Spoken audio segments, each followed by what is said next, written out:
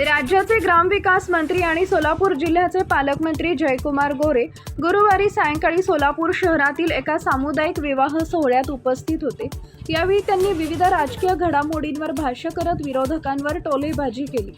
राष्ट्रवादी काँग्रेसचे युवा नेते जय पवार यांनी 2029 मध्ये सुनेत्रा पवार या महाराष्ट्राच्या मुख्यमंत्री व्हाव्यात अशी इच्छा व्यक्त केली होती। या वक्तव्यावर प्रतिक्रिया देताना जयकुमार गोरे यांनी मिश्किल टोला लगावला। स्वप्न पाहायला काही हरकत नाही, पण जनतेचा कौल महत्त्वाचा असतो असं सूचक वक्तव्य त्यांनी केलंय। याचबरोबर काँग्रेस नेत्या प्रणिती शिंदे यांच्या टीकेलाही जयकुमार गोरे यांनी प्रत्युत्तर दिलं।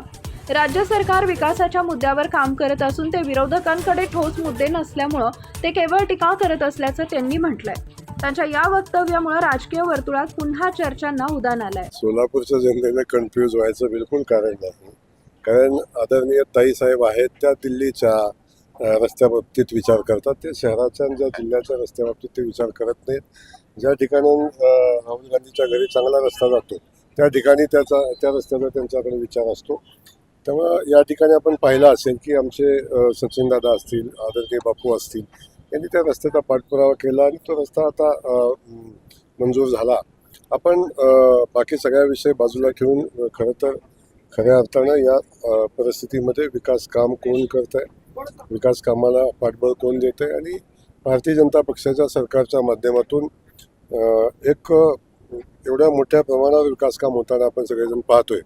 आणि दळणवळणाची प्रचंड मोठं झालेला विकास साधनांचा आपण पाहतो। जय पवार असं म्हणतायत नंतर अजितदादांनी मुख्यमंत्री व्हावं असं सगळ्या कार्यकर्त्यांची इच्छा होती। सुनेत्रा वहिनी तर त्यांची जागा घेत आहेत, त्यामुळे 29ला सुनेत्रा वहिनी मुख्यमंत्री व्हाव्यात अशी सगळ्यांची इच्छा असतात, त्यांचं मत आहे। आपण कशा पद्धतीने बघताय? नाही, आता प्रत्येकाला आपल्या भावना व्यक्त करायचा अधिकार आहे, परंतु मुख्यमंत्री व्हायला तेवढा मोठा जनाधार लागतो, तेवढ्या आमदारांची सगळी मोठी संख्या लागते। आणि मला वाटतं याचा निरर्थक चर्चा करण्याचा मध्ये काही अर्थ नाही आहे। मी आज सांगतो की आदरणीय देवेंद्रजींच्या नेतृत्वाखाली खूप चांगलं सरकार चाललंय। ते 2019 साली आलतं, 2014 साली आलतं, 2024 साली आलंय आणि आदरणीय देवेंद्रजींच्याच नेतृत्वाखाली 2029ला पण सरकार भारतीय जनता पक्षाचं येईल। त्यामुळं प्रत्येकाला इच्छा व्यक्त करण्याचा अधिकार आहे, प्रत्येकाच्या भावना या निमित्तानं असणे साहजिक आहे, परंतु त्या सगळ्या परिस्थितीला तशी परिस्थिती असायला लागते, थोडं पाठबळ असायला लागतं, तेवढा जनाधार असायला लागतो, तो माननीय देवेंद्रजींच्या सोबत आहे। नसरापूरची घटना घडली त्यानंतर प्रणिती शिंदे असं म्हणतायत की मुख्यमंत्र्यांनी नैतिकता स्वीकारून राजीनामा दिला पाहिजे, असं प्रणिती शिंदे असं म्हणतात। मुख्यमंत्र्यांनी राजीनामा दिला पाहिजे। त्यांनी म्हणजे पश्चिम बंगालचा वगैरे जल्लोष साजरा केला, एवढी मोठी घटना घडली महाराष्ट्रात, तर आनंद जल्लोष साजरा करण्यापेक्षा दुःख साजरा करायचं होतं असं त्यांचं म्हणणं होतं। नैतिक जबाबदारी स्वीकारून त्यांनी राजीनामा द्यायला पाहिजे। नाही, केरळमध्ये काय केलं? केरळमध्ये दुखवटा होता काय? आपण आपल्याकडे जेव्हा समोरच्याकडे एक बोट करतो तेव्हा आपण पाहतो की आपल्याकडे 3 बोटं असतात, 4 बोटं आपल्याकडेही असतात। एक दुर्दैवी घटना घडली आणि एका विकृत माणसाकडून घडलेली घटना होती, त्याच्यावर तातडीनं कारवाई झाली, अटकही झाली, पुढची कारवाई झाली। त्या अनुषंगाने आता न्यायालय याचा पुढचा निर्णय घेईल।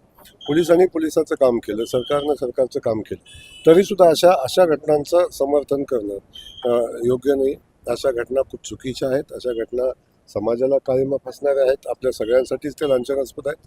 परंतु या घटनांचं राजकारण करणं हे कितपत योग्य आहे हे या निमित्तानं आपण पाहिलं पाहिजे। आपल्याला आठवत असेल दिल्लीमध्ये तेव्हा याच भूमीचे सुपुत्र देशाचे गृहमंत्री होते, तेव्हा राजीनामा दिला होता का? तेव्हा कोणी मागितला होता का? याचा सगळ्याचा विचार आपण केला पाहिजे। प्रत्येक गोष्ट राजकीय दृष्टिकोनातून नाही पाहिली पाहिजे।